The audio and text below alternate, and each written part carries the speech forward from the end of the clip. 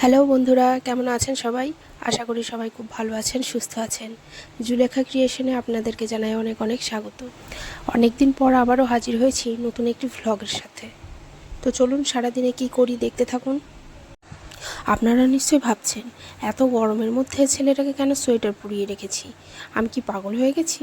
না না বন্ধুরা, সেরকম কিছুই না। আসলে এই ভিডিওটা মোটামুটি ওই 2 মাস আগের ভিডিও, যখন ছেলের মুসলমানি দিয়েছিলাম তখনের ভিডিও।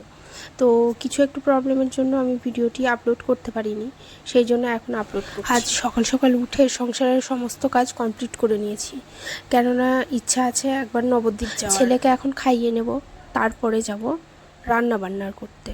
রান্না বান্না হয়ে গেলে তারপর চেষ্টা করব নবদ্বীপ যাওয়ার জন্য। তো চলুন ছেলেকে আগে খাইয়ে নেওয়া যাক। ওর জন্য ডিম সিদ্ধ করেছি, ডিমটা ছাড়িয়ে নিই আগে। ওর শরীরটা যেহেতু দুর্বল, তো সকালবেলা উঠে আগে ডিম সিদ্ধ করে দেওয়া হয়, তারপরে একটু চেষ্টা করি যে ঘি দিয়ে ভাত দিয়ে দেওয়ার, কিন্তু ও খেতে পারে না কেন জানি না, উগলে ফেলে শুধু। তো চেষ্টা করি যে ভাত যদি নাও খায় তবু ঘি দিয়ে কোনো কিছু ভেজে দেওয়ার। আর ডাক্তারে বলেছিল যে ভাজা পোড়াটা একটু বেশি দেওয়ার জন্য, ঘি দিয়ে বিশেষ করে।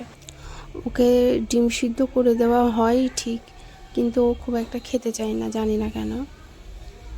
যদিও ডাক্তার বলেছিলেন যে ভাজা পোড়াটা বেশি দিতে, বিশেষ করে ঘি দিয়ে। আর এই যে দেখুন, ডিমটা খেতে গিয়েও যেন ওর গায়ে জ্বর। আমি অনেকক্ষণ আগে দিয়ে গেছি ওকে ডিমটা খাওয়ার জন্য, কিন্তু প্রায় আধা ঘন্টা হয়ে যাচ্ছে, তাও দেখছি যে যেমন ডিম তেমনই আছে। তো সেই জন্য আমি আবার এলাম যে ওকে খাইয়ে দেওয়ার জন্য। আর আমি যেহেতু ওকে খাইয়ে দেওয়ার চেষ্টা করছি, সেই জন্য ও শুধু আমাকে হাত দিয়ে ইশারা করছে যে না মা, আমি খেয়ে নেবো, তুমি চলে যাও। আর ওর এই যে হচ্ছে সারাদিনের খাবার, ভাত বা ডিম এইসব খাওয়া বাদ দিয়ে ও এই যে কুরকুরে, লেস, চিপস এইসবই খেয়ে বেড়ায়। আর এই যে দেখুন রিংস নিয়ে বসেছে এখন। ও এদিকে খেতে থাক, আর চলুন আমরা ওর জন্য অন্য কিছু একটু বানিয়ে নিয়ে আসি, কারণ এখন প্রায় সকাল 10টার মতো বাজছে। আর সকাল থেকে ওই শুধু 2টো ডিম খেয়েছে আর এই যে এইসবগুলো খেয়েছে। তো ওর জন্য নিয়ে চলে এসেছি ঝুরি আলু ভাজা, তো ওইটাই খাইয়ে দেওয়া যাক। কত ভাবলাম যে সকালেই যাব নবদ্বীপে, কিন্তু সেটা আর হলো না, কেননা আমার ছেলে ওদিকে খেতে গিয়ে লেট করে ফেলেছিল, আর সেই কারণে আমার দুপুরের রান্না করতেও লেট হয়ে যায়। তো এই যে এখন সন্ধ্যার 7টা সাড়ে 7টার মতো বাজছে, এখন চলে যাচ্ছি নবদ্বীপ। আর এই যে চলে এসেছি সাইকেলের দোকানে, তো দেখি কোনটা পছন্দ হয়। কিন্তু আমার প্রথমত গিয়ে যেটা পছন্দ হয়েছে, এই যে অরেঞ্জ কালার একটা নিচে যেটা আছে, সেইটা আমার পছন্দ হয়েছে, কেননা আর অন্যান্য সাইকেলগুলো কেমন জানি একটা পুরনো পুরনো ভাব লাগছে, জানি না কেন।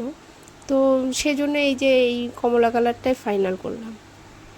আমাদের সাইকেল নেওয়া হয়ে গেছে।